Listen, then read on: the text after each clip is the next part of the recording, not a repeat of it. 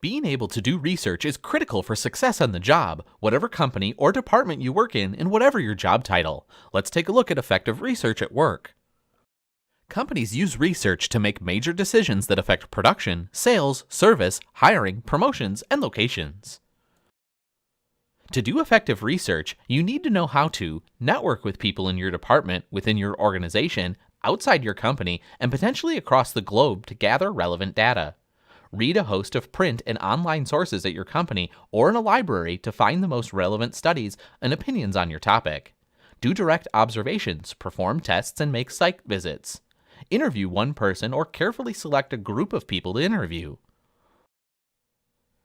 Additionally, you'll need to prepare and send out surveys and analyze results. Organize information into clear and accurate reports that answer questions and solve problems, and carefully and completely document your sources to give proper credit and to help readers find those sources.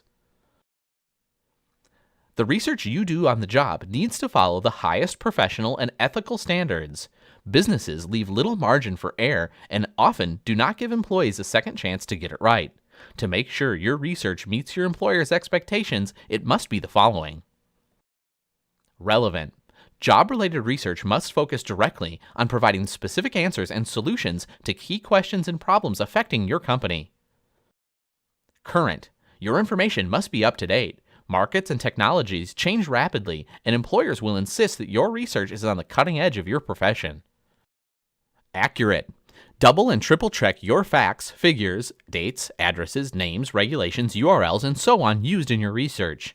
Don't substitute guesswork and unsupported estimates for hard facts. Make sure to record all information accurately. Thorough. Look at the question or problem from all sides. Network with colleagues to look for any gaps or inconsistencies as well as business opportunities. Confirm all opinions and options. Never omit important data. Realistic. Base your research on realistic, provable conclusions.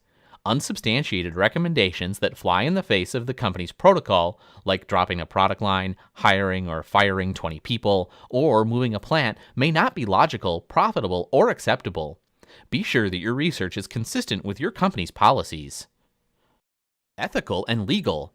Obtain your findings ethically and lawfully so that your findings don't infringe on the rights of others. Plagiarism, rating someone's unpublished research, sharing confidential or privileged information with a third party, or skewing the results of a survey are unethical acts.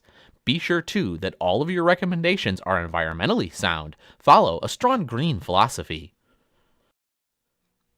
As in the writing process, in doing research, you may find yourself repeating certain steps. Say, for example, you're writing a business proposal and are incorporating information from several sources you've researched.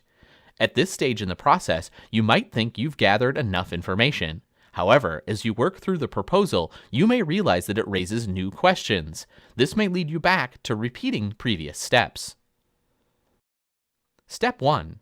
Confirm the purpose and audience of your report. Know who your audience is and why you're writing to them. Step 2. Consult a variety of resources. Consult different sources in different media formats, print, online, and possibly audio and video. Don't rely on only a single source, one website, or one trade journal. Step 3. Evaluate your sources, both in print and online. Give an explanation of information online, and be able to evaluate the content of what you read. Be prepared to read newspapers, journals, tests, surveys, interviews, websites, social media sites, blogs, and printed sources critically and carefully to see the writers have a particular agenda or bias that might slant their opinion on the topic. Step 4. Confer with appropriate resources and people as well as experts at work in your profession and in the community. These can be individuals from different divisions of your company, like IT, HR, or finance, or coworkers or members of a collaborative team. You might also consult with various specialists who work for local, state, or federal government agencies. Step 5. Continue to ask questions. Be sure to ask the right questions at each stage of your investigation. As you read, conduct an interview, make a site visit, send emails, or search databases, you may encounter dead ends, contradictions, or even new sources or leads that you need to investigate. Step 6. Document your sources. One of the most important steps in resources is documenting, citing the various sources of information on which your report and presentation are based. Business research is an important management activity in making business decisions. Several steps are necessary when conducting business research. Each step must be thoroughly reviewed to ensure that the best decision is made for the organization. Doing primary research means consulting sources of information not found in printed documents or on the web. It involves interacting directly with people, places, and things, and is often done in the office, in the field, or in a laboratory. This type of research often requires gathering information from customers, clients, or other individuals who rely on your company's product or services. There are several ways of doing primary research. Direct observation is seeing what is right in front of you. For instance, watching how an individual performs a task, determining how a piece of equipment works, or studying how a procedure is performed. The key to conducting effective research is observing actively, not passively. Site visits require you to use the same keen attention to detail that you use in direct observation, except you'll need to go to an off-site location to report what you find there. Conducting tests is another productive way to do primary research involving the observation of people, places, conditions, and things. A test can be as simple as examining two pieces of comparable office equipment side by side and noting how they compare, or trying to get a new email marketing strategy up and running. Or it can be as scientifically demanding as conducting a laboratory test. Two other important sources of primary information come from interviews and focus groups. You can do a one-on-one interview with an expert in the field, a coworker, a client, or another resource person. Or you can conduct a focus group, a question and answer session with multiple people attending. Surveys are among the most frequently used ways of conducting primary research in the world of work. Think of a survey as an interview with a relatively large number of people. The goal of a survey is simple: to collect information and then quantify it about individuals' attitudes, habits, beliefs, loyalty, knowledge, or opinions. There are 5 basic steps you need to follow when using a survey as part of your research on the job. First, determine the best way to deliver the survey. Create the questionnaire, choose the recipients, reach those recipients using communication tactics, and compile and analyze the survey results. Primary research allows you to gather firsthand and specific information to make recommendations and decisions. Secondary research involves consulting existing print and online sources. When you conduct secondary research, you work with materials that someone else, an expert in the field, a government agency, even a competitor, has published, posted, or distributed. Secondary research requires that you consult sources that have already been available as opposed to interacting directly with people, places, and things via direct observation. Secondary research involves gathering documents and reading, summarizing, and incorporating them into your report. As part of your workplace research, you can expect to use one or more of the following types of libraries: corporate libraries, public and academic libraries, and e-libraries. Databases are among the most helpful resources for doing research. These online indexes allow you to search for and retrieve a wealth of magazine, journal, and newspaper articles, as well as reviews of books, films, art, music, and so on, categorized and classified by various categories. These databases can be located through a library's online catalog or through databases in a link in an e-library. In addition to finding articles in databases, reference works available in print or online are useful for workplace research. These include encyclopedias, dictionaries, almanacs, and atlases, as well as government documents, industry dictionaries, handbooks and manuals, and statistics.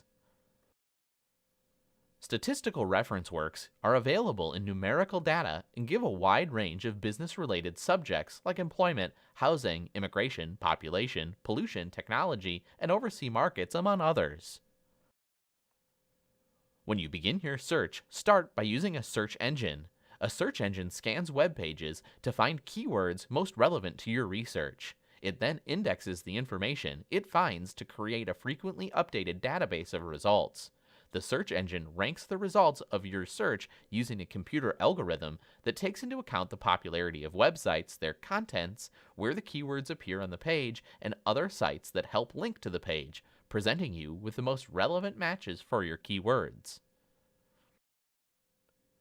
To use search engines effectively, you need to know how to conduct a keyword search. As you've seen, when you enter a keyword into a search engine, it goes through its index websites and presents you with those that feature your keyword in the title, heading, mega tags, or text of the page. Follow these guidelines for successful keyword searches. Be specific. Modify your keywords. Use Boolean connectors. Use delineators, and use shortcuts.